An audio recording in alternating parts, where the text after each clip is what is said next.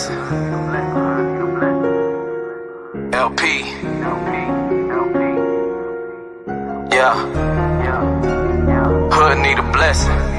Hood need a blessing. That's why they always stressing. Hood need a blessing. Hood need a blessing. Hood need a blessing. That's why they always stressing. The automatic weapons. Hood need a blessing. Hood need a blessing. That's why they always stressing. With the automatic weapon. The hood need a blessing. The hood need a blessing. That's why they always stressing. The automatic weapons. The hood need a blessing. The hood need a blessing. That's why they always stressing. With the automatic weapon. Yeah, yeah. Lord, the hood need a blessing now. My little homie got a Smith & Wesson now. Grinding, trying to get it till they get that work. Grinding, trying to get it till they get that work. Every time I turn around, it's bad news and I hate it. They numb to it, they deal with it. Stay geeked up, stay faded. They popping all these pills, sipping on that lean. Extendos and they ride slow, they see slow, so clean. But they still ride so dirty, drinking on that dirty. Round here we get it out the mud, down south we call it that dirty. Bottom of the map, yep, that's my stomping grounds. Southern pride and them rebel flags, and my people out here fussing rounds. The hood need a blessing, the hood need a blessing. Why they always stressing? The automatic weapons. The hood need a blessing, the hood need a blessing. That's why they always stressing. With the automatic weapon. The hood need a blessing, the hood need a blessing. That's why they always stressing. The automatic weapon. The hood need a blessing, the hood need a blessing. That's why they always stressing. With the automatic weapon. Yeah, yeah. Lord, the hood need a blessing now. My little cousin got a Smith & Wesson now. I just got a call, my nephew just got shot. My sister hurting bad, she been through a lot. Lord, I need you to talk to me and answer some of my questions. Church on every block, but ain't nobody getting your message. Lord, what do you want me to do? Why we gotta suffer so much? Nobody got a clue. I feel it like Mike in the clutch. Ready for whatever, stronger and I'm better. World getting so cold, somebody give me a sweater. Lord, the hood need a blessing now. No mask on his face when they 7 now. He just trying to survive to see another day. Please, Lord, tell me it ain't gotta be that way. Lil' mama said she got a bad temper. She said that she was violated by a family member. I was hurting and my heart was turning black and blue. Then she told me that it happened to her brother too. Lord, the hood need a blessing now. Lord, the hood need a blessing now.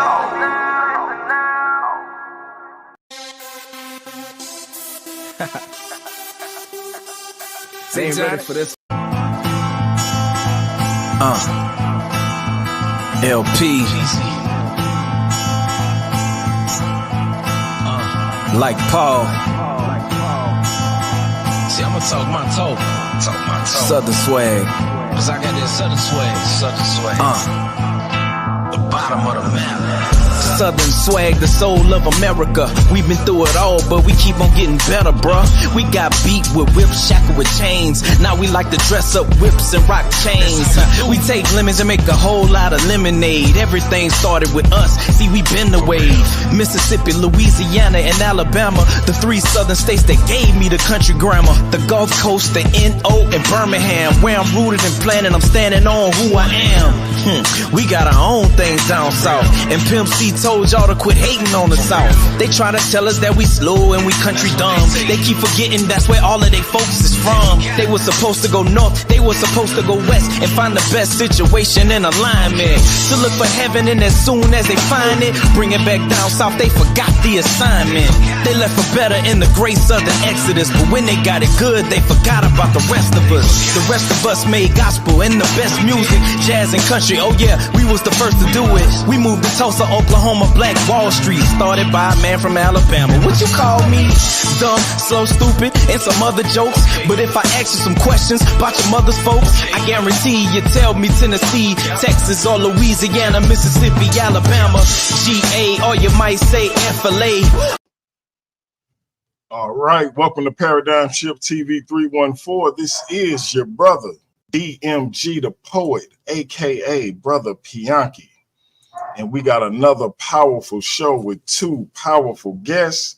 This is a deeply personal show for yours truly. I've been thinking about this for a while, finally was able to do it. So I hope that y'all enjoy. I hope that y'all learn something. Before we get into our spiel, y'all know I got to do my usual greeting. So let me get into that real quick.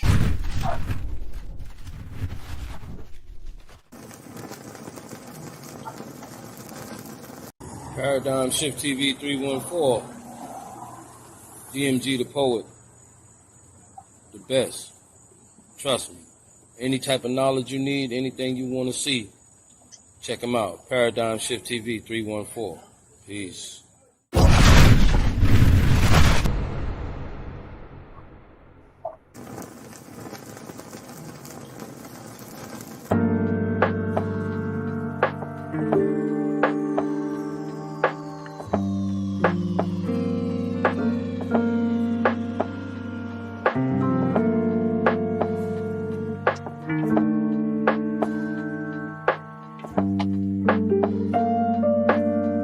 Hey, look.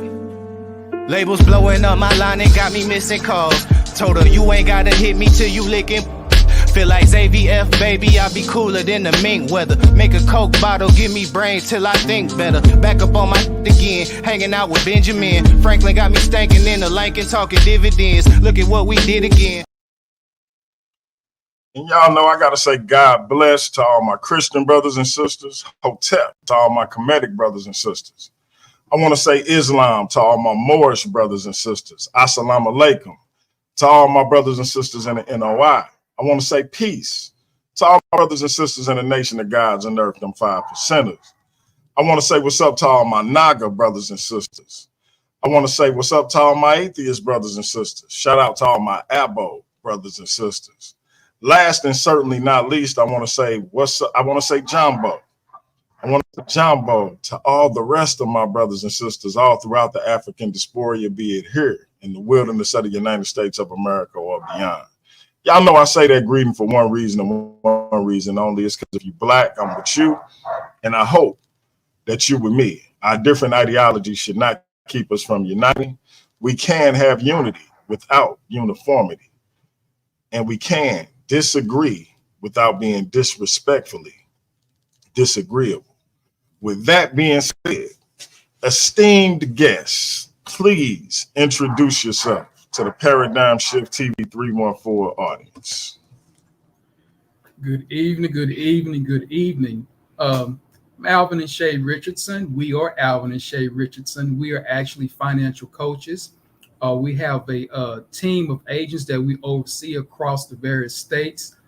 We are life licensed and securities licensed. And what we do is we come from an educational standpoint, because the thing about it is you cannot make an educational decision about your future without being educated. So we're just delighted to be here, DMG.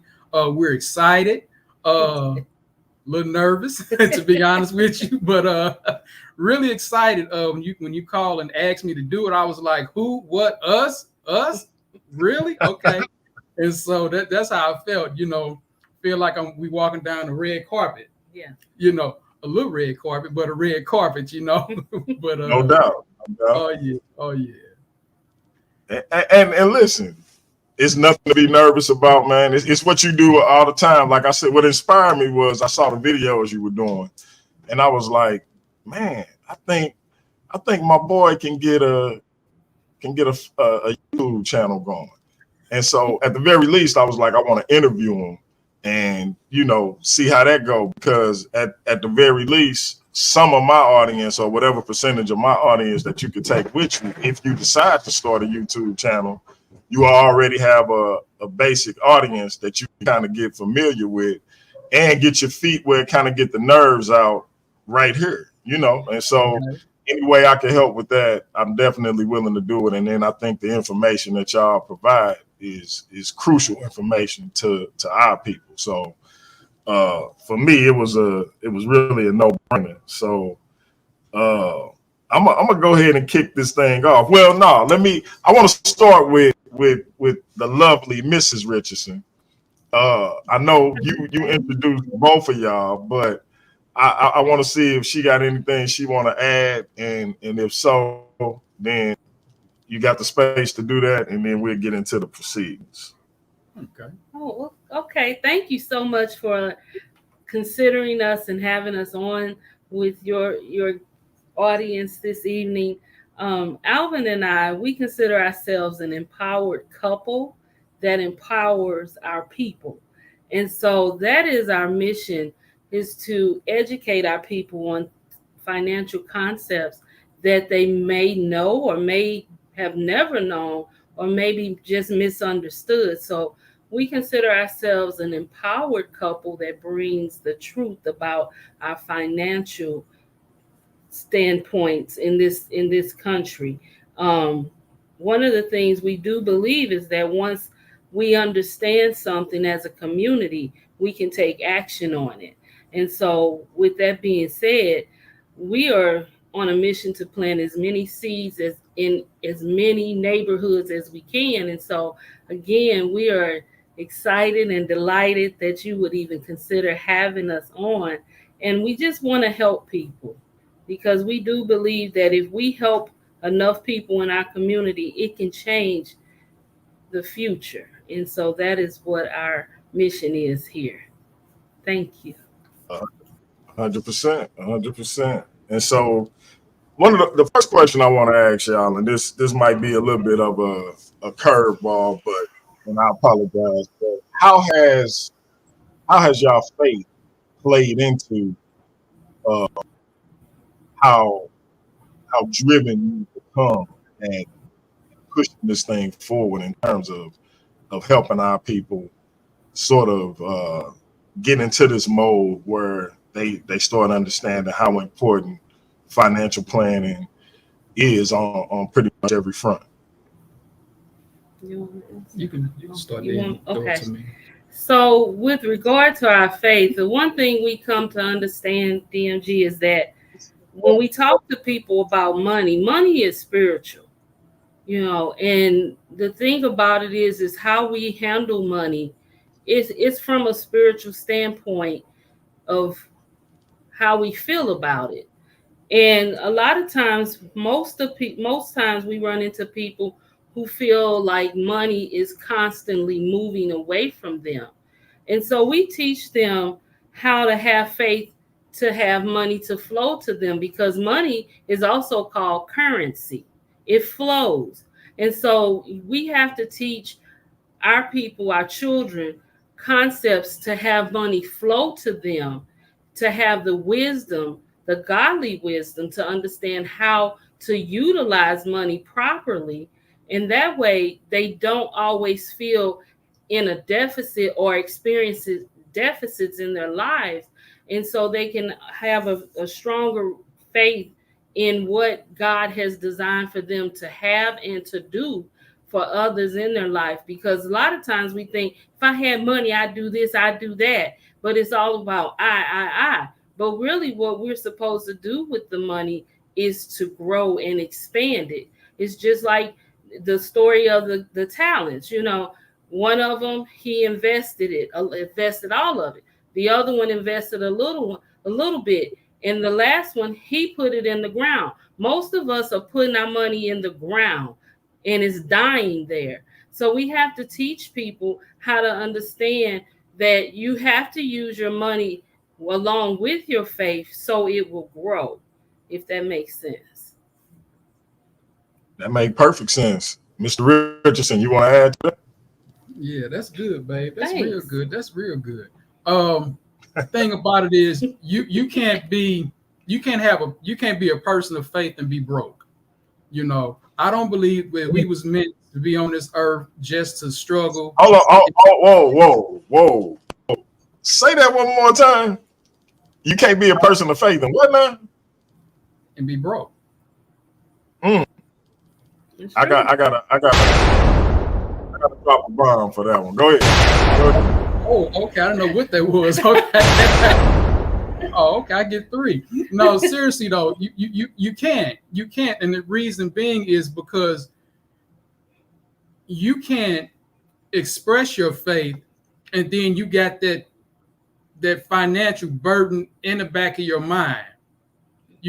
Why not be free in both areas? That's just Mhm. my personal belief that you can be free in your faith, you can exercise your faith, but at the same time, you have a really an abundant life, and money is part of having an abundant life. It truly is. And I think the information that we actually arm people with, families with, our people, that goes along with it. So when you bring your faith with your finances and you growing in both of those areas, you're able to flow a whole lot better. So that's just my take. I like that. I like that. Okay, so let's get into the into some of the questions real quick. Okay. How has your experience as a Black professional shaped your approach to financial planning and advising clients? Okay. Well, it's very simple. The thing about it is you have to establish trust. You have to establish trust with people. You have to actually listen to a person, not only listen for you to get your part in, you have to actually listen to understand what that person is saying and also what they're not saying. Mhm. But once you get an understanding of what that person is saying and you build a trust factor, then you can go in and you can educate them what they need in order to change their financial future. Mhm. And that's what a life-changing part of this whole, I say, mission that we're on, this calling that we're on, because once you do that, you'll have more people that have the knowledge that can spread the knowledge. And so pretty much to sum it up is trust and education, because we perish for a lack of knowledge. And so why not give them the knowledge? Because the thing about it is, I have a saying that, you ain't gonna say that we didn't tell you. And you ain't be able to say that you didn't know. The thing about it is you have to pay attention to the message, not so much the messenger. So I like that. I like that. Okay. thank you. You got anything you want to add to that, Ms. Richards? Well, I tend to And y'all don't agree. have to. Okay, when I ask if you got anything you want to add, you don't have to. If you think what he Okay. says suffice, or what she says suffice, y'all don't have to elaborate. I'm just asking just in case. Okay. Well, yeah, I totally agree with what Alvin said, because there is such a mistrust in our community amongst Black professionals. And so we do have to, I do find it's been my experience that I have to work a little bit harder. I have to be educated. I have to bring my A game when I'm sitting down talking with a client or, a family or whatnot. And once people trust you, and they know that they can trust you, when you show up, even when you're not supposed to show up, people can say, that person has integrity, and that's everything. And in our community, we're going to talk. We're either going to talk and say, hey, that person is a decent, reliable person, or that person's a crook. And so we had to decide which side of the coin we were going to be on. And we wanted people to trust us because, again, there's so much distrust in the African American or Black community that when you are talking, especially when you're talking to people about their money, that you do have to come with 100% knowledge. And then I also, well, I won't say 100%, but you have to even go even further to say, when you don't necessarily know the answer to the question, but be willing to go get the answer and bring back correct information, because people will check you. They will definitely check you. No doubt, no doubt. And I think too, it's important. Shout out to my man Elder Yara in the building. Appreciate you coming in, bro. I'm gonna give you a call too, because I definitely got to get you over here, and I got to get over there. But one of the things that shout out to Thomas White. I see you, bro. I know this your wheelhouse too, Thomas. But one of the things that I like about y'all is y'all don't force the information down people's throat, but you do get over that this is important information. And I know that that's like a delicate kind of thing to do to make people understand that it's important that you get this information, but at the same time, not bang people over the head with it. So this is another one of those curveball questions that wasn't necessarily on the questions I sent you. How do you walk that fine line between this is important that I get people this information and I don't want to be overbearing or beat people over the head, or as my grandmother would say, be worse. Be worse. Yeah, That's yeah. a good one. That's good. So can I take it? So well, we're not pushy. That is the truth. We are not pushy. We allow people to tell us no, because here's the truth. People have the right to unfortunately remain in the dark if that's what they so choose. We are here to just enlighten you. And again, like I said, we're not pushy. The thing of it is that when you let us sit down and talk with you, we're bringing the truth. Whether you act on it or not, we go home and we sleep well at night, because you don't have to chase the truth. The truth will stand on its own, and that's all we bring is the truth. Now, if we're lying, then you have to chase that lie. You have to chase it down and then cover it up. But the truth always stands on its own. And so we just give the people the truth, and we let them make an informed decision for themselves, and we move on. 100%, 100%. And so that brings us to our second question. What unique financial challenge do you see impacting Black communities, and how do you address these in your practice? Okay. Well, there's actually a few challenges. There's actually 5 of them, and I'm going to go over them, and we can just talk about it. There are actually 5 in the African American community. We have a wealth management gap. We have a financial advisors gap. We have a generational wealth gap, a business ownership gap, and a mentorship leadership gap. And so we're going to get into it.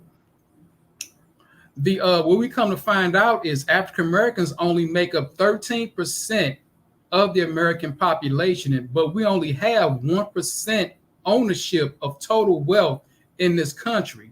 As African Americans, we don't actively invest money in stocks and in mutual funds. Mm-hmm. As African Americans, we historically invest our monies into products that give us a very low rate of return, such as banks, credit unions, savings and loans, and some life insurance policies. But in my quest for all this, DMG, come to find out is that our average net worth as African Americans is only $17,600. But our other ethnic groups are 171,000. And when I found that out, that was just staggering to me, mm-hmm. because that's below poverty line. Mm-hmm. Whereas other groups, 6 figures, their net worth easily. Mm-hmm. And then we also figured out our other challenge is number 2 would be there is no financial advisors gap. African Americans, we only make up 1 to 2% of all financial advisors, whereas our Caucasian counterparts in their communities, they have financial companies. You probably heard a couple of them, such as Edward Jones, Stifel Nicholas, and Merrill Lynch. But in our community, we only have loan companies such as Cash Advance, Payday Loans, and Title Loan companies. And then come to find out is that lack of African American license in the investment industry, there's a huge gap because there's not enough of us spreading. It's not enough of us spreading this information. And so when you get a couple like us, and we come bring you this knowledge, it seems foreign. It seems like you're speaking hieroglyphics or something like that. It's like, what you talking about? But come to find out, thank you. In our Jewish community, we're going to talk about the circulation of the dollar. Please. Okay, we're going to talk about that. Yes. Only 6%. Get into it. Oh, okay. We have lack of education, but only 6% of every dollar within the Black community is only for 6 hours. It stays in our community for 6 hours. For 6 hours, then it goes. In our Caucasian community, it stays in there for 17 days. A little bit longer, 17 days. Our Jewish community, 20 days. That's a whole nother subject right there. But it stays in there for 20 days. But listen, check the move. Our our Asian community, thanks, babe. It stays in their community for 30 days. You ever wonder why you see that? Basically a month. Yeah. A month. They get a whole month. It circulates and it circulates. Within their community. It circulates. And as it circulates, it grows and it grows and it's building their community. Yeah. And so the number 3 challenge is a generational wealth gap. The statistics are very staggering. Materialistic African-American spending habits. We're going to talk about that. Black communities, poor and white, rich, right corporate. Keep Black communities poor. Thank you. I get excited. I get passionate. So if I stumble a little bit, I'm getting the message across. That's why I got my back. We human, brother. Keep it going. Keep going. You're doing good. Thank you. Keep Thank going. you. Federal and state policies due to Reconstruction era emphasize wage labor, but not land ownership. We don't own anything. Yeah. They want to wage you to death, but they don't want you to own nothing. Freedmen's Bank, it was started in 1865 as a leading financial institution of Black Americans. Yeah. It's the reason why, that bank thing, we can be a little standoffish about it, but it was set up for us to fail. Yeah. And then it was devastating, and it just rocked us as a people. Yeah. But what I come to find out is there's nothing wrong with the bank. The bank is only used to pay your bills. Short-term money. Anything else outside of that, you have to think long-term. And that's what we do, is get people to think and put their money in a long-term existence. Got something to add? I do. So when we talk about the Freedmen's Bank, like Alvin said, it was established in 1865. And what happened with that was the white businessmen put Freedmen's Bank into debt because they gave them unsecured loans. And so that bank's failure, like Alvin said, it devastated our community. And so that right there, that was such a huge thing, because that bank was established for newly emancipated Black people. And we were, trusting and hoping for a better life. And then for that bank to fail like that, it really created a lot of hardship and led to fear. And so that's where and that thing has passed on for generation to generation to generation. And we don't trust the banks and credit unions and those kind of things because of what happened. That started back in, like I said, 1865. And so that story just transferred and transferred and transferred. And so we have been waiting and hoping that white America will embrace us, but it still hasn't happened. But now that we have this knowledge at our hands, we have to start building our own businesses, creating our own banks, and really supporting those banks. Because again, this thing has become a transferable disease for generations. And that just goes back to the mistrust of each other. And so that is one of those things that we constantly have to overcome also. That's all I wanted to Y'all say. know what? And y'all knew my grandmother, Josie Bell Foster. And it's when she passed, my man, shout out to my man Thomas White. He a channel member. So and listen, I send y'all the link if y'all want to become channel members. Y'all can do that too. It's not Definitely. too much. But Absolutely. he said that was devastating to the community. That's when mattresses became the bank. And man, y'all would be Absolutely. surprised how much money we found under Josie Bell mattress when she had to move out of her main house to my Donna house, or as y'all know her, Pig. And it Yeah. was like, now she had money in the bank to pay her bills, but her savings was under her mattress. I was Exactly. like, what is going on here?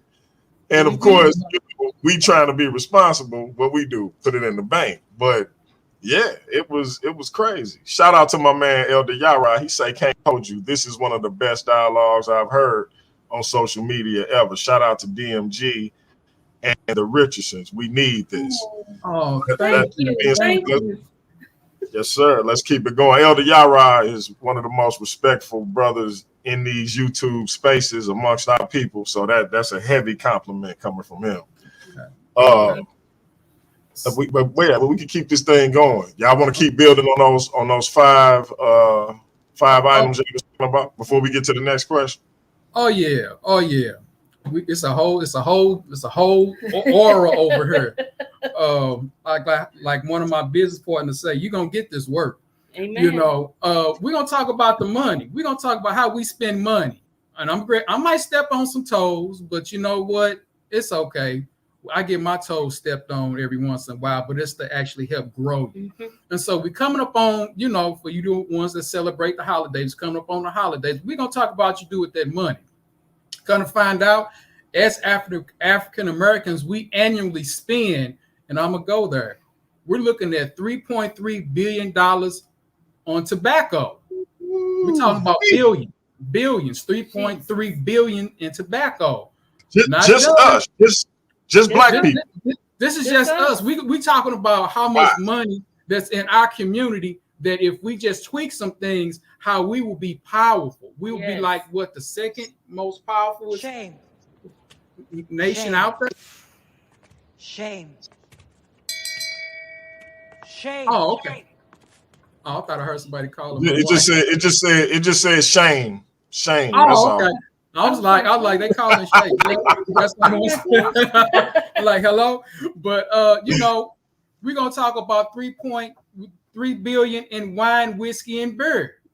Love to throw it back. Wow. Love to throw it back, but you throwing it back, but it's going right out. You throwing it back. You throwing back $3 billion. And then on soda and Oh everything, man, now you convicting me on the Hennessy, man. You convicted me on the I'm Hennessy. sorry. Well, I'm finna go there personally. Remember we used to kick it. Yeah, And that was yeah. one of the turning points back then. I'd be like, wait a minute, it's on a Friday, and they spending their money on all of this, and I'm doing numbers while we hanging. I'm figuring numbers in my head, right? I'm Because like, you was the designated driver. You was the yeah, designated driver. yeah, and I So was like, you ain't drink. Oh man, it was so perfect. But go ahead. I don't want to reminisce. Go ahead. so We ain't you gonna you reminisce. so real quick, you asked me, that I had some money. Yeah, I had some money. I didn't know it back then, but I was working on saving $3.2 billion. But let's keep this going. We're talking about 3.1 billion in leisure time. There's nothing wrong with being with your family, kicking it, but we're talking about 3 billion. That billion is something else, but you get around the holidays, we talking about another 3.5 billion in toys, games, and pets. Just take care. Nothing wrong with the pets or whatever, but I look at everything as money. As money. Like on Baby Boy, and he's like, what you looking at? Tyrese is like, I'm looking at money. And I run my wife. So you looking at me right now, and you see the cap, and you see my glasses. They prescription, by the way. You see dollar signs. That's all you see. Everything is money. Everything is moved to the lie. But here we go. 19 billion on sale on phone services per year. 54% of us own smartphones. 10 billion on gifts. 17 billion on charitable giving. Nothing wrong with it, but we have to just really bring these numbers to light. 13 billion in gambling.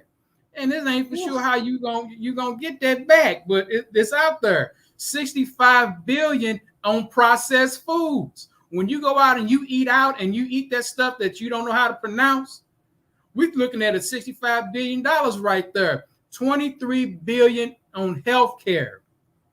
But this is staggering. Are you ready for it? You ready for it? I don't think I am, but go ahead, man. Okay. Only 321 million on books. But let me say this. Wow. You may spend that little on books, but are you reading the book and are you applying what you read in that book? That's another story. And so the thing about it is we have unique behaviors.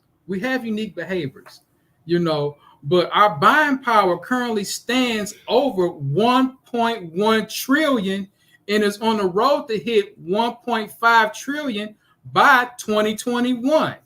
So we passed it. So we're steady gaining. But if categorized as a nation, just us, as they say, us, ourselves, we will be considered top 15 of the most powerful nations in the world. Ooh. So do you see why it's such a challenge to get the financial education out? Because if you think about it, now I'm on. So if you think about it, when they don't want us to talk about the money, you can talk about everything else, but you don't talk about entrepreneurship, you don't talk about money, and I'm finna say it, you don't talk about reparations.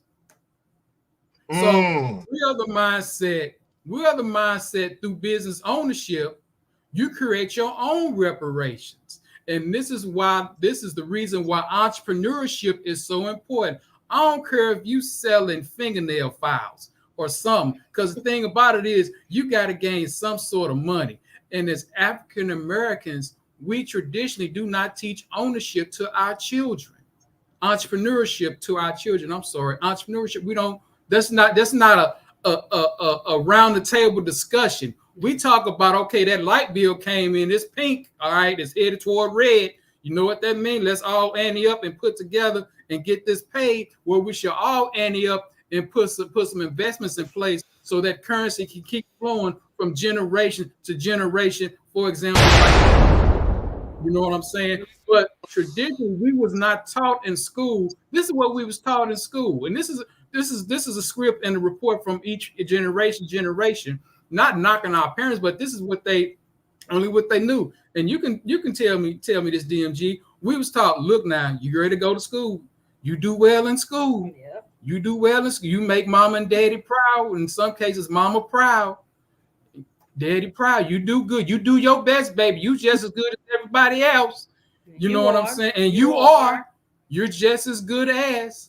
But we was taught to do well in school. Then you say, you know what? You go to college. You're going to be the first one in this family to go to college. And then you're going to be the first one to get what they call it, a good job.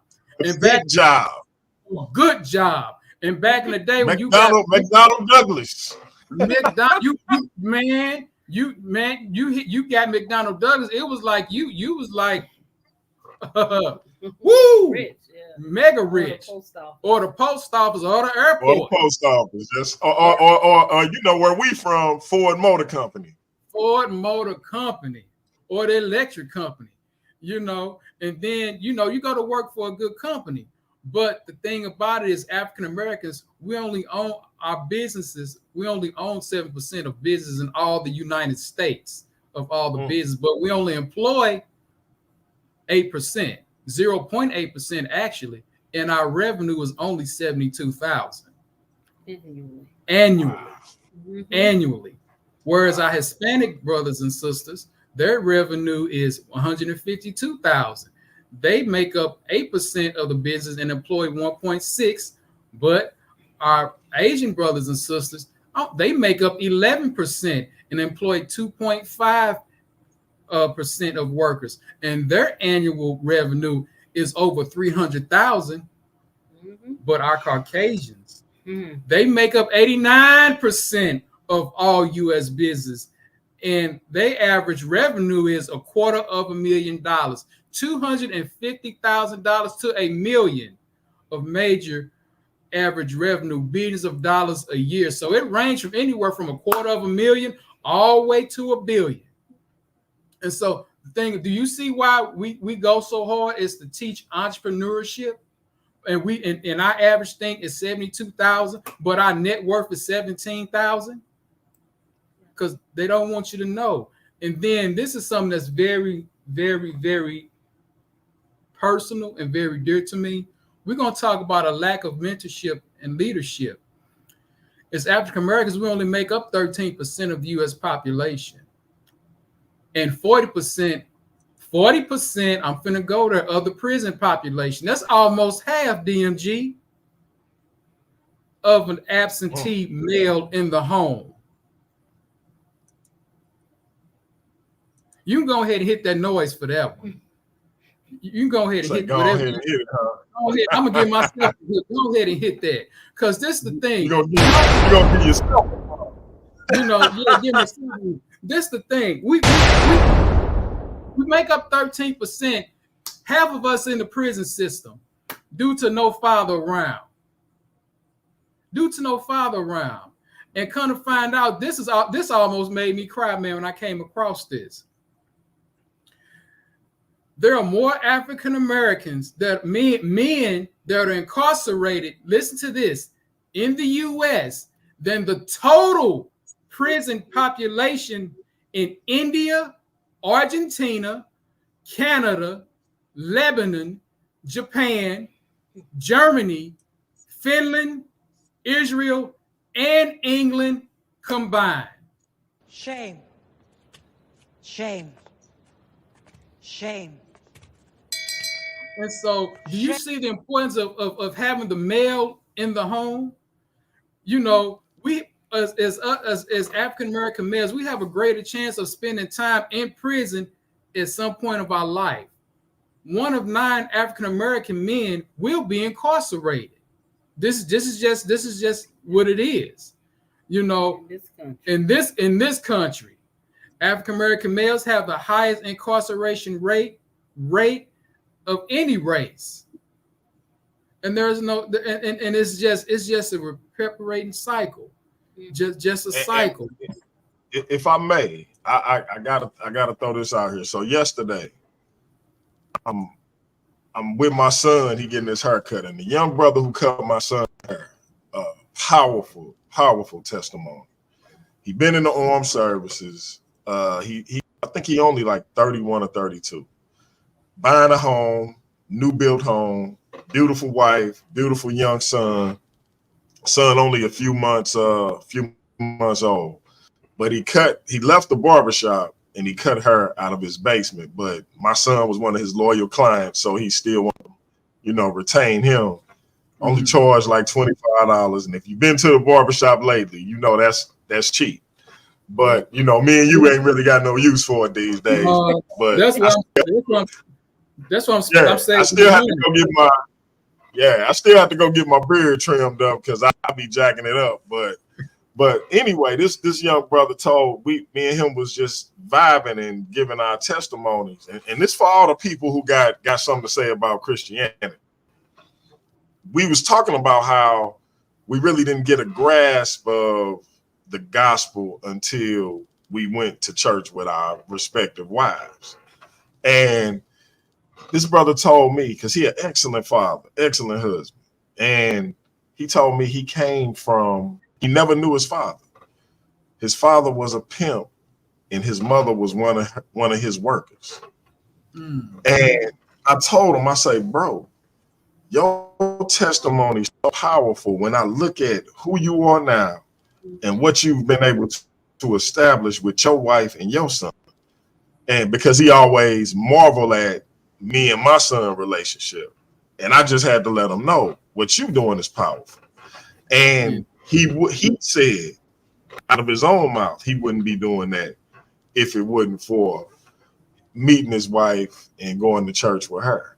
And so I just wanted to shout out all all the followers of the Most High and the gospel, and if you're looking for a remedy to that fatherless home situation, you can start there.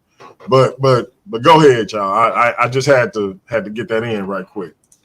No, you fine. You know, the thing about it is the father in the home is one of the most important. That's the foundation of the family. That's the foundation of the family. That's why they took us out the home, you know. But this is the reason why they love to keep us in prison. It's very simple, because in private prisons, their revenue is 3.3 billion annual revenue. You know, and then the prison system fast tracks more African Americans to serve time in these private prisons. It's just a cycle. It's just a cycle. You know, me personally, I'm one of those people. I ain't got time to be dealing with the law like that.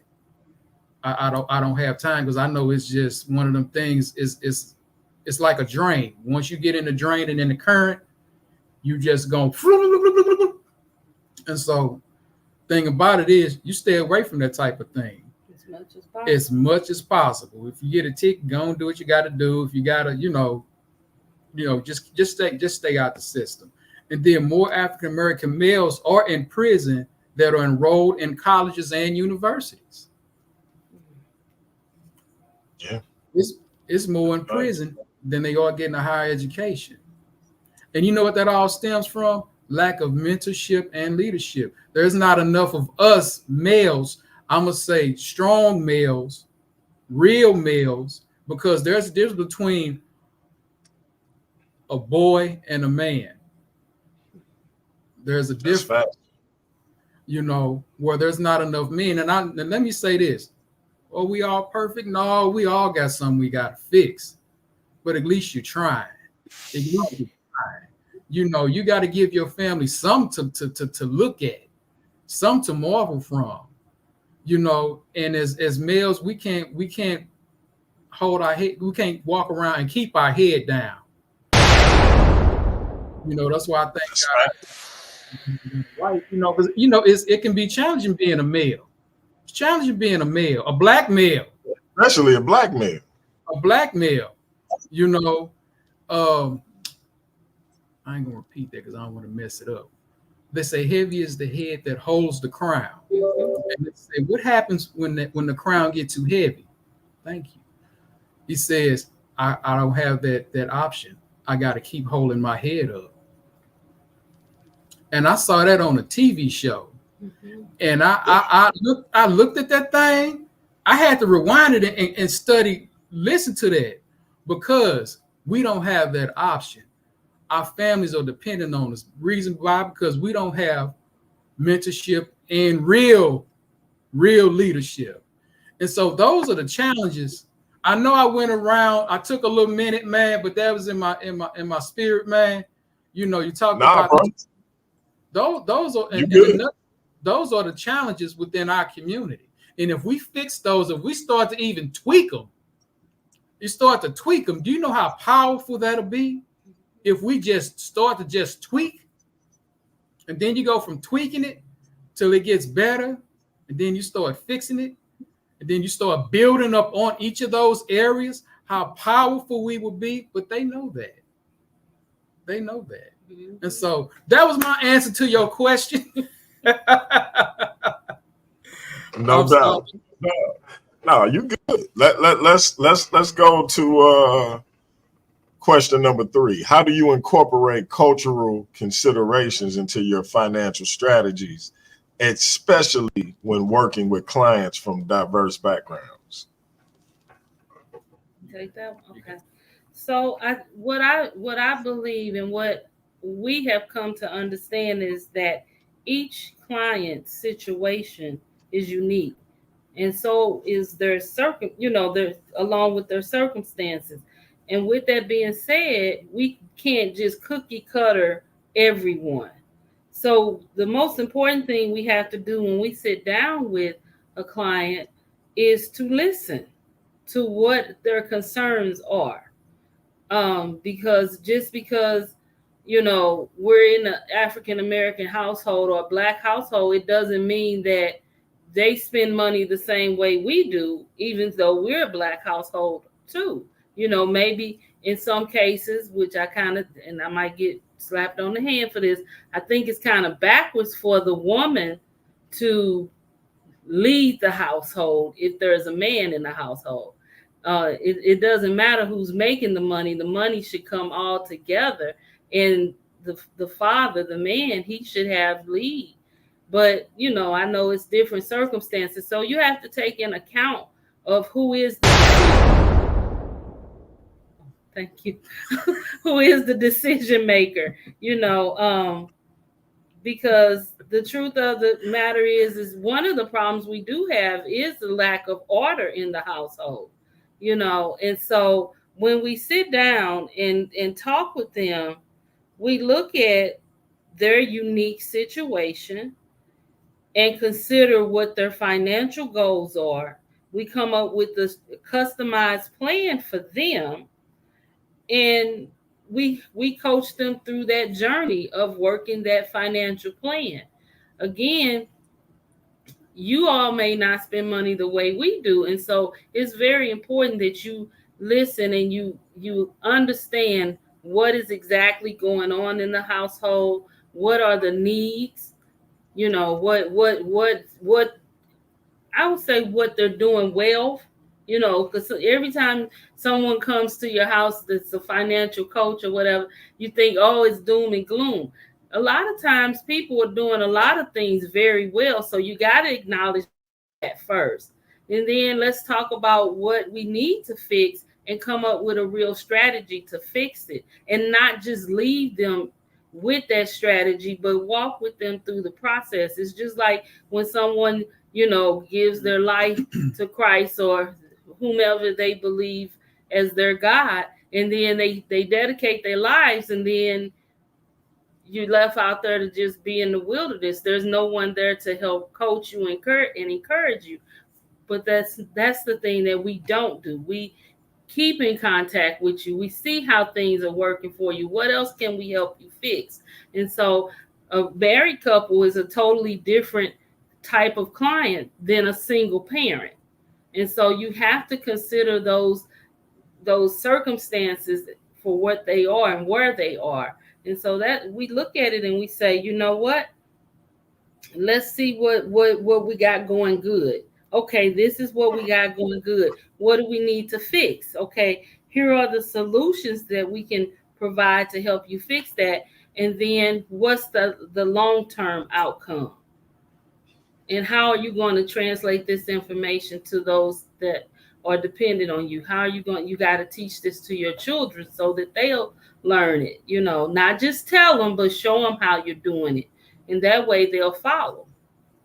Well, it sounds like you got to give them the right type of mindset. Exactly. You got to start with the mind. Everything starts with the mind. Everything. So when you actually give them that mindset, and they're able to go out and pursue that because you gave them what they need while they was young.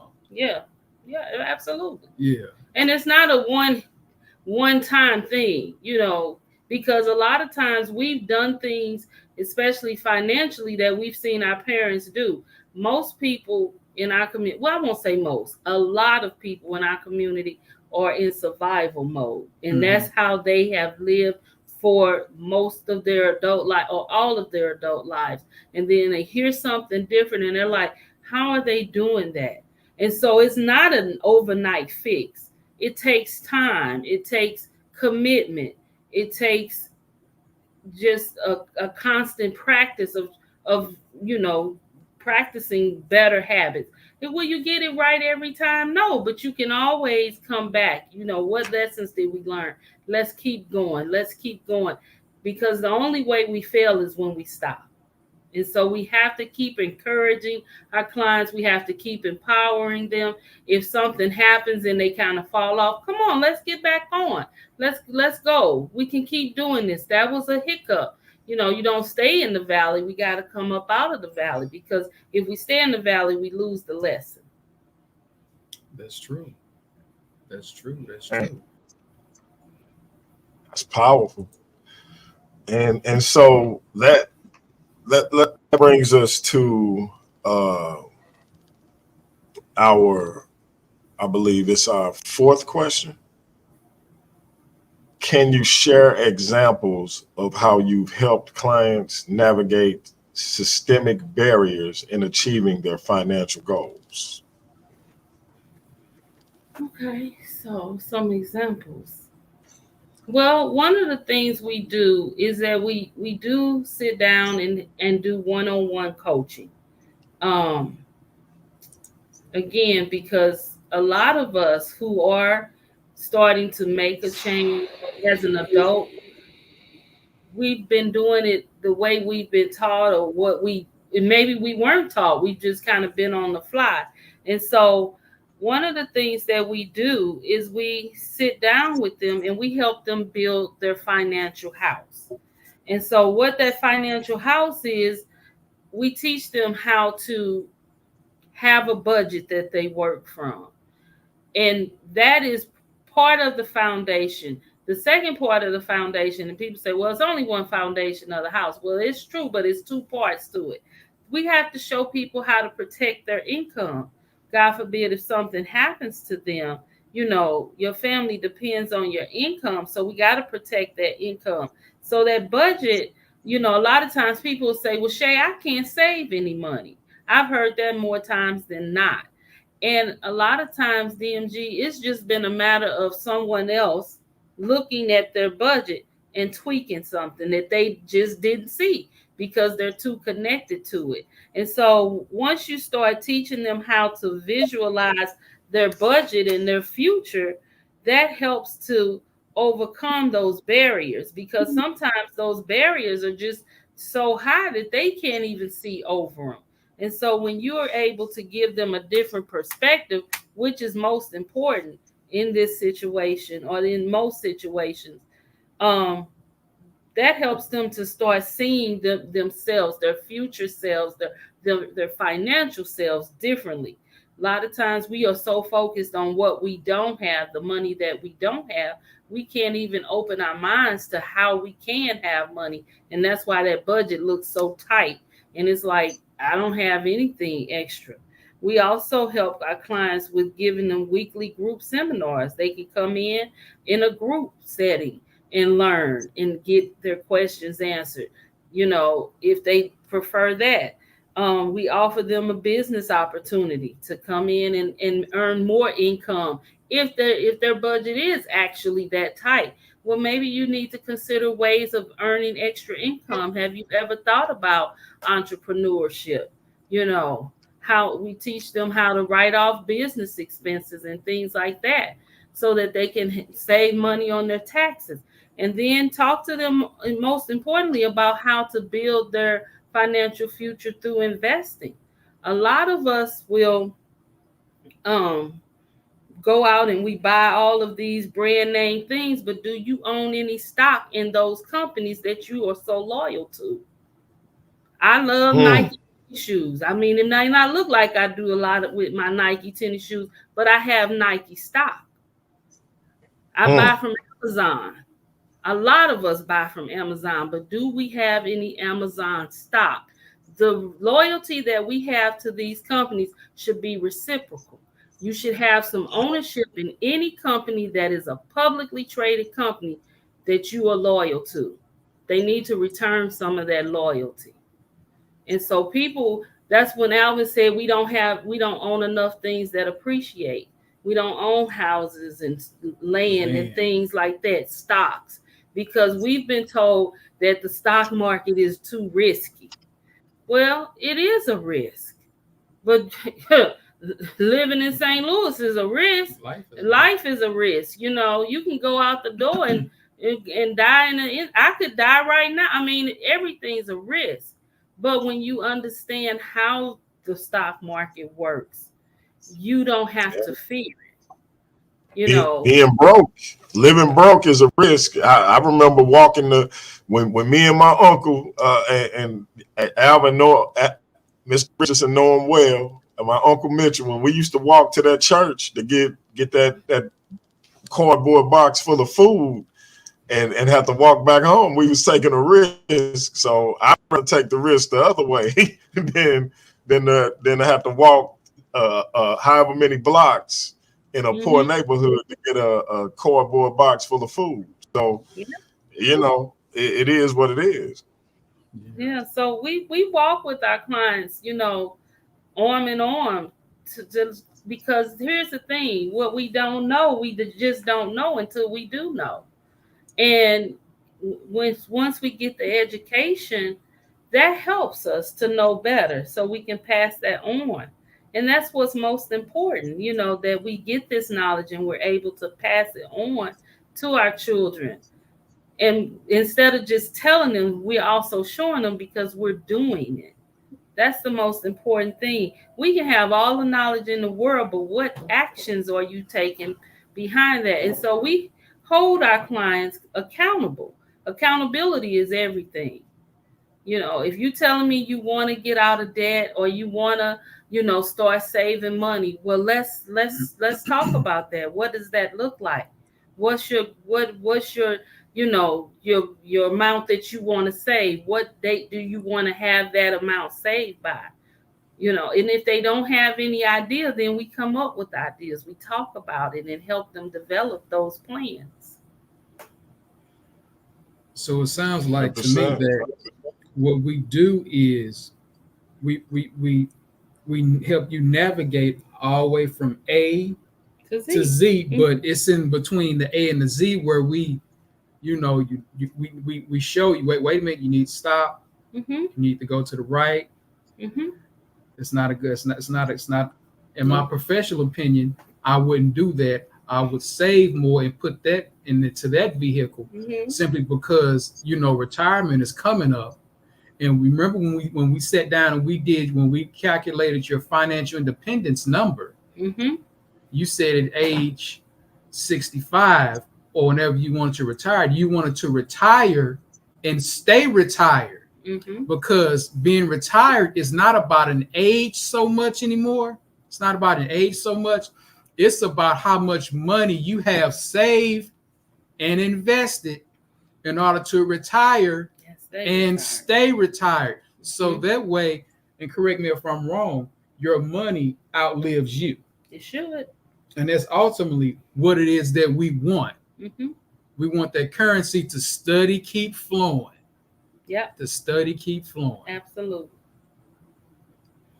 There it is. There it is. And let me go to the last question of the day. What strategies do you recommend for building generational wealth within Black families, considering historical and present day obstacles? I gotta say this. Listen, hey family, I think I hit these questions out the park. Like, I just want y'all to know your brother really thought long and hard about these questions, and I think I hit them out the park. I'm gonna drop a bomb out to me for these questions. You understand? What strategies do you recommend for building generational wealth within Black families, considering historical and present day obstacles? Okay. You want me to take that? You can take it and kick it over. Okay. So one of the most important things that we can do first is protect our income. That's the first thing. If you're talking about just taking steps, simple steps, protecting your income for your family. And when I talk about that, when I say that, I'm talking about life insurance. Life insurance is basically renting money until you accumulate money.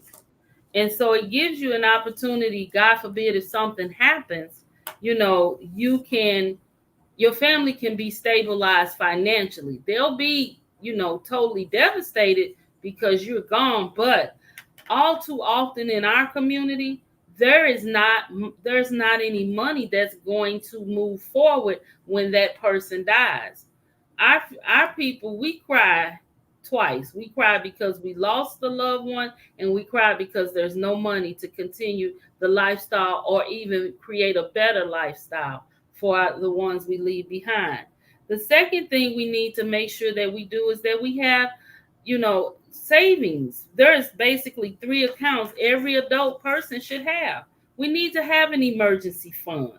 We need to have a short-term savings fund. What is that? What does that look like? That might be a fund that you have where you're saving for a new car, or a down payment on a piece of land or a house. And then you need to have your long-term savings. That's your wealth building account, your retirement and wealth building account. We need to make sure we put those things in place. And people think, oh, when I invest, I have to have a lot of money. No, start with where you are. If you can only invest $25 a month, start there. You'd be amazed at how that money can grow. Then you want to pay off your debts. That's an important thing. We show people. We took a course with Dave Ramsey, about 15, 16 years ago. It was a long time ago. But he taught us about the debt snowball. You would be surprised how much money you would have if you just practice that debt snowball. And let me say something about debt. Debt does not define who you are as an individual. It took you a minute to get in that debt. It's going to take you a minute to get out of it. But it does not make you a bad person because you have debt. It just means that you didn't manage things as well as you could have, or maybe something happened in life that didn't allow you to continue managing it. But you can get control of it again. You can get out of debt.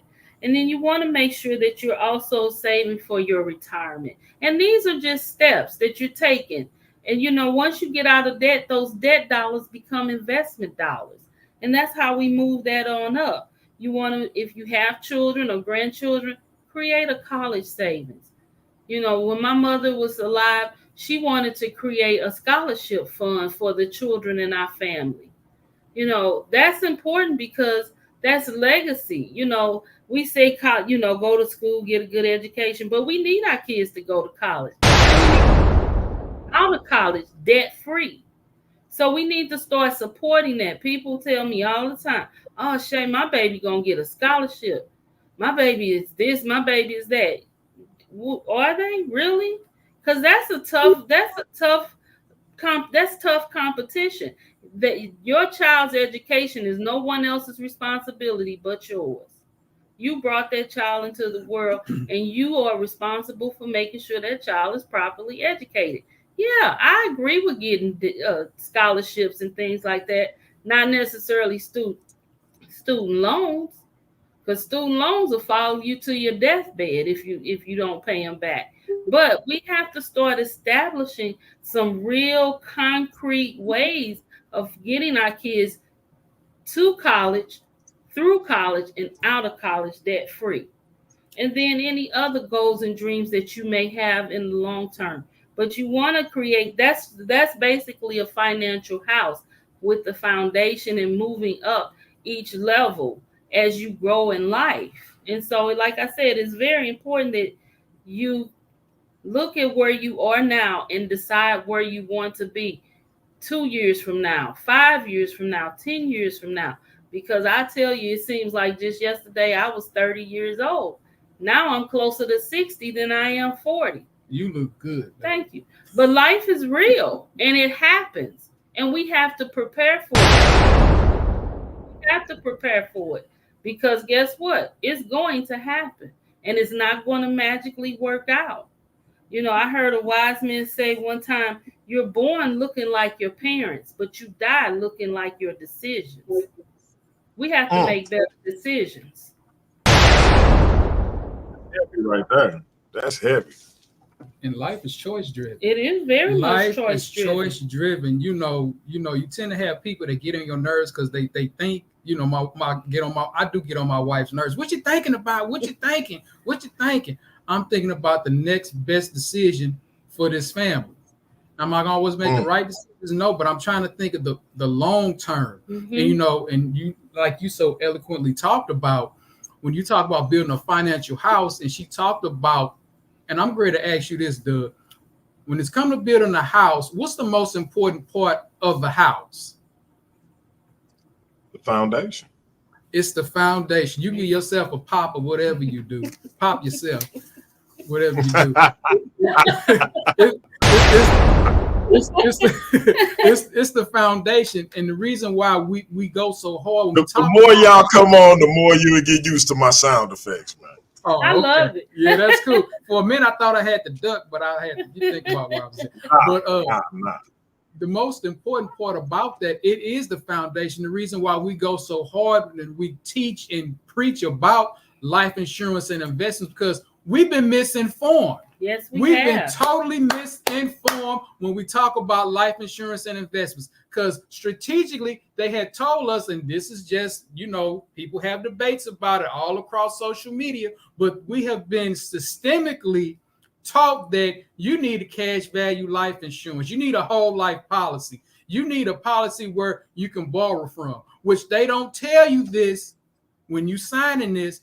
First of all, in that, they give you little coverage and you pay a lot of money. I'm keeping it real basic. They give you little coverage, a lot of money. It costs a lot. And it costs a lot. It doesn't grow like it needs to. It grow very little. Mm-hmm. And when you need it, you have to actually borrow your own money. Debt automatically. Now, have you ever loaned yourself $1? The answer is no, because you ain't going to pay yourself back. Because it's your dollar, right? But what they don't tell you, they're going to charge you surrender fees and all kind of extra fees, supposed to be your own money. And then, God forbid, worst come to worst, if you pass away, they're going to keep that savings. And they're going to say that's a part of the death benefit. Yeah. And so we educate people on that. And it happens every day. And the jargon in it is so confusing. Who got time to really understand that? Yeah. Having to tell a quick story, had a couple we sat down with, and they told them they had $250,000 in life insurance. I looked at that plan, and they said they're going to have $250,000 to retire on. Come to find out, when we looked at their policy and analyzed it, they're only going to have $8,000 for the male and $5,000 for the female. Mm-hmm. But they don't tell us this when we when we sign that paper. But what we educate people about is we want you to have both. So this is just what it is, get you a nice term policy that while you're raising your family, and we show you how to grow and build your wealth outside of that, like my wife said. Mm-hmm. We show you how to rent money. That's all life insurance is. You're just buying money. And then you're growing your money over here where you get a better rate of return, so you have access to both. Before you had it together, but your hands are tied. You don't have both. In order to get one, you got to give up the other. That's another thing. In order to get this savings, you got to give up your life insurance. So God forbid if something happens, what happens to your family? What happens to the foundation? It automatically crumbles. So if you get a policy where you nice term policy, and then you investing over here, we want that investment to outgrow that policy. That way you're self-insured. It's really just a financial strategy that they haven't taught us. Mm-hmm. They haven't taught us this. Can I add something to that? Sure, babe. I wanted to add to that, back in the day, I would say probably the 50s and 60s, because we have to understand also that we were, as a people, were not always allowed to purchase life insurance. And so when they did start selling it to us, they only sold us whole life insurance, and they would give us the small face amounts. The insurance man would, come to the ghetto. That's the only time the white man wasn't afraid to come to the ghetto, allegedly, because he was picking up the premiums. But when they issued those policies or gave those policies to us, they gave those policies a special name also. They called them the N-word policies. And they would sell our people $5,000, $10,000 policies. If we were lucky, we got more than 10,000, but it was known as the N-word policies. And I don't want to be disrespectful, but that's the history of what life insurance has been in our community. And so they count on us wanting to buy whole life policy. I'm gonna need it my whole life. No, you don't. You know, people talking about, oh, I'm gonna become my own bank. Not with a whole life policy. You definitely not. You're definitely not going to become your own bank. But what you can do is get yourself a good term policy if you can, because I know it's some things you have to qualify for. And then the money that you would save with that term policy versus that whole life policy, put that in your investment plan, because you have a bottom line just like the insurance company. You have a bottom line just like the insurance company. And the thing about it is that the insurance companies, they are not necessarily trying to pay out. You know, they want to make money too. That's their job. You should want to make money too, just like they do. Just like they do. And anybody who tells you, oh, my rate is locked in, or my insurance won't ever go up, that's not true. That's not true. The older we get, the more insurance is going to cost us. Your rate may be locked in for a while, but I promise you, just as sure as I sit here, there'll come a letter to your mailbox, and it's going to say you are now at a different age, a different category, however they want to say it, a stage in life. Now we're offering you this ABC XYZ policy to fit your current insurance needs. Well, you don't know what my insurance needs are, but you want to sell me another policy so you can make more money off of me. But no, you just need a level term policy that'll do the job. And people say, well, I have it on my job.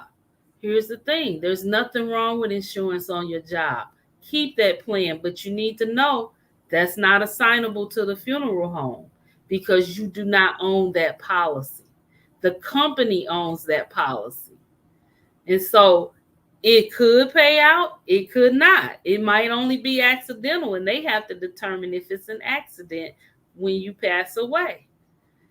But I still tell clients, keep that just in case, because if you did buy the supplemental plan, when it does pay out, that's extra money to the family. It's typically very cheap, but you want to have a policy that you own. You definitely want to be in control of that. And this the reason behind it is simply because, you know, the job. Yeah. Either they're going to change their mind about you, which means they'll let you go. And what happens to your life insurance on the job? It falls. Well, it turns to cobra. It turns to cobra. And that's a snake. And that's a snake. Or that price will bite you. Exactly. Or you may be in a situation to where you may be working at a company, you've been let go or fired or whatever, and they still paying on that policy. Yeah, and when they can still cover you, and then you, God forbid, you pass away. Guess who getting it? The company. They're the beneficiary. They're the beneficiary. So that's why we say get you a policy that you own and that you can control and that you can operate outside of your job, because who's going to take care of you better than you? No one. Nobody. And so those are the things. Once again, we go back to the 5 challenges. That's a part of the 5 challenges. That's a major part of the 5 challenges. Why you think at a certain time of the evening between 6 and 8 and sporadically throughout the day, you see all these life insurance commercials? Mm-hmm. They just coming through and they just coming through. Life insurance is the biggest, not life insurance, the financial industry is the biggest industry in the world. Mm-hmm. Everything has insurance. Your cell phone, your car, your house, even anything inside your house, you put insurance on. But they say you need insurance for all of that. That's cool. But what's the major thing? The major insurance that you need insurance on your life, because that's going to be one of the things that produce the income in your family. That's protecting your paycheck. God forbid, in case something happens, that money can keep coming in. You may not be here in the physical, but that money's still rolling in. It's the reason why you have the ladies, you know, God forbid, they, statistically us men, we leave here before they do. They at the funeral, they got the nice big bad hat on, they dabbing, they real calm, cool, and collected. You know why? Because they had a nice policy on Herbert. I use Herbert a lot. You know, Herbert was good to me. And they dab and they got the hat on. They walk up to the casket strolling with the bad black suit on, look over in the casket, dab a little bit, kiss Herbert on his head or whatever they do, and turn around and walk off and sit down. Why? Because they was prepared. Yeah. They was prepared. Not ready, they was prepared compared to the ones who don't have and they falling all over the casket and trying to lead go in the casket. Why you leave me here with the kids? And the most staggering thing, one of the things that most really hurts, and I know I said that kind of backwards, but I need you to understand the thing that really hurts is when you go to a funeral, and we've experienced this on a few occasions, and that man has died, whether it's natural causes or violence, and we have paid death claims to all those situations where you hear the child say, "Where is my daddy?" Oh, in some cases, where's my mama? But in cases, where's my daddy? And they crying. And the mama trying to console the kid and trying to keep strong for the kid and trying to keep herself strong. Well, he ain't here no more, baby. And they know at the end, when everything is over, and they sitting there at their kitchen table having those quiet midnight hour conversations, how they gonna live, how they gonna make it, how they gonna keep a roof over their head, how they gonna pay the bills, because half the income is gone. Because once you leave here, the check automatically stops. The job is not sending the check. They might send one more check, but they gonna put his job in online as quick as he is cold, and they gonna clock him out. Just he laying there dead on the ground on the job. Why? I've seen it. And that's the real. And so we have to make an educated decision. God forbid, how's my family going to keep moving forward? And so DMG, we talking about, yes, that's legacy. That's what you really build a financial house, because it's not about you gone, but it's the people that you say you love. And we love to say that we love. We quick to put that out our mouth. But what I come to figure out, love is not a word. Love is an action. You can go ahead and hit that. You like that? Oh yeah. You ready for it now? You ready for it? Love is an action. It get good after a while, don't it? Love, no, seriously, it's an action word. It is an action word. It's an action word. Whether you putting the policy on the male or the female, you say you love her. You say you love her. Cover her. I'm gonna say that again. You say you love her. Cover her. Past death. Past death.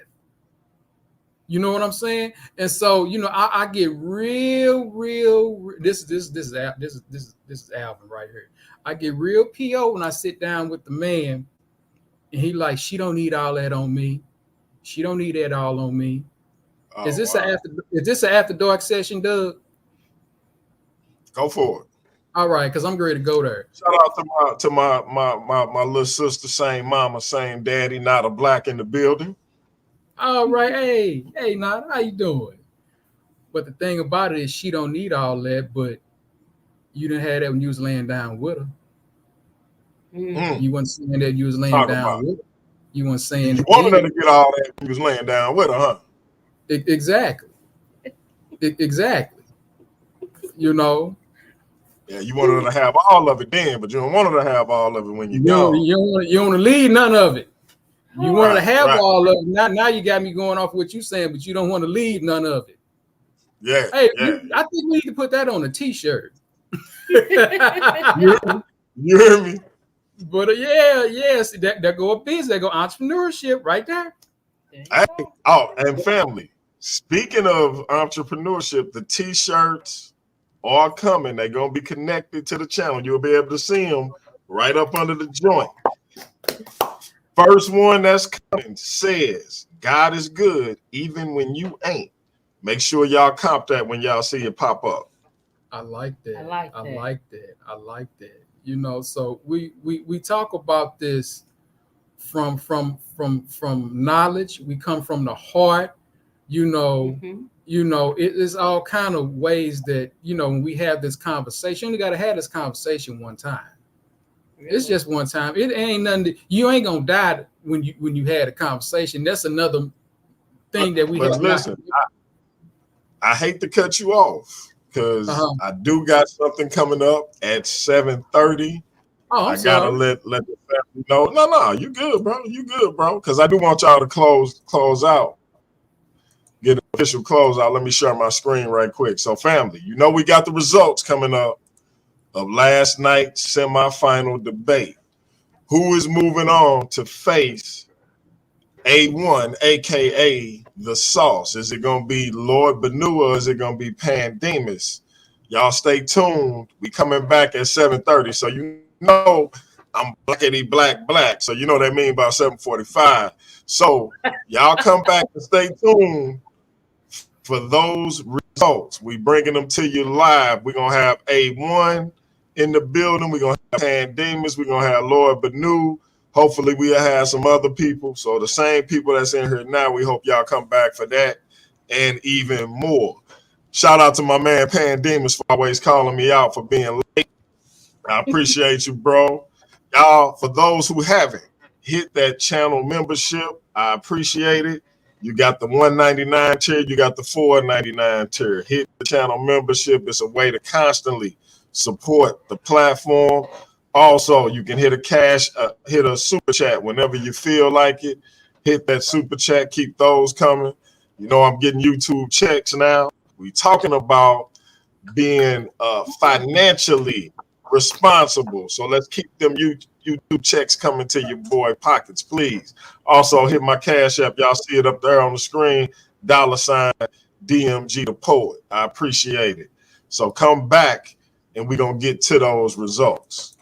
All right, family. So listen, if y'all can close out, take about 2 minutes or so and close out. And of course, hopefully, we can have y'all back in the near future. And one of these days, we'll be promoting y'all very own YouTube channel. And some of these people will be going over there to watch y'all. And y'all can have me on as a guest. And we can talk about something besides my former Hennessy addiction. But go ahead.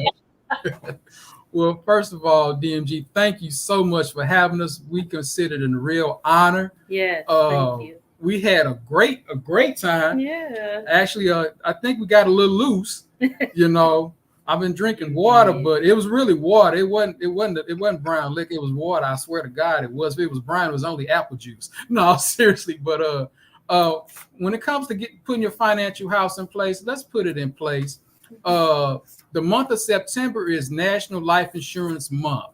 If you got questions about life insurance, you want to get educated about life insurance, if you need life insurance, hit us up. Definitely hit us up. You can hit us up on Messenger. If you need to get in contact with Doug, and he can hit us, send us the information. We can be reached at area code 314-261-8793 or area code 314-261-8792. Leave a voice message, send a text, smoke signal, a quail, a bird, but definitely thank you for allowing us to be on. You got something you want to add? Yeah, and I just wanted to say thank you also. We really appreciate you, Doug, and all your encouragement. And again, you all, listen, just start where you are. If you have questions, don't be afraid to ask. We didn't come here knowing everything that we know now. We've been blessed to get knowledge, and we are going to share what we know. So don't feel like it's a dumb question or it's something that you should know. Maybe it is something you should know, but if you don't know it, you just don't know it. So please don't feel any way about asking. And listen, if it's not us, whomever you do business with, make sure that they respect your money, whether it's $1 or $10 million. It doesn't matter. You and your money deserve respect. You deserve answers when you have questions about your money. And anyone who does not do that for you, they are not the people that you should do business with. So again, if you have any questions, feel free to reach out anytime. We're an open book and we're here to help. Thank you so much. And let me also say, the best investment is really in you. Yeah. So invest in you so you can be a better you for your future and generations to come.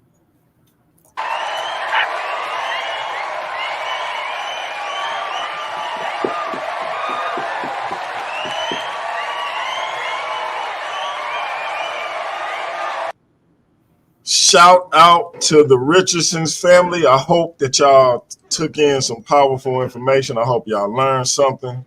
I hope y'all were edutained, as I always say. And of course, we're going to have them back on again. I predict that they're going to be launching their own YouTube channel, and I want y'all to support them the same way that y'all support me. Again, salute to y'all for coming on. I definitely appreciate it. Something I've been wanting to do for a while. And I want to get into this type of content a lot more than the content that I do. So appreciate y'all helping me get my toe into this lane. So definitely looking forward to having y'all back and promoting y'all YouTube channel. So we definitely gonna collab on some things in the future. So definitely appreciate it. And I gotta say to Mr. Richardson, I appreciate you not delving too much with the family into my delinquent background, because you could have went there, but you didn't. So shout out to you for not embarrassing me, too much, because you went there on a brother, but you didn't. So shout out to you for that. You good, man. We gonna focus on the new and improved you. There it is. Hey, listen.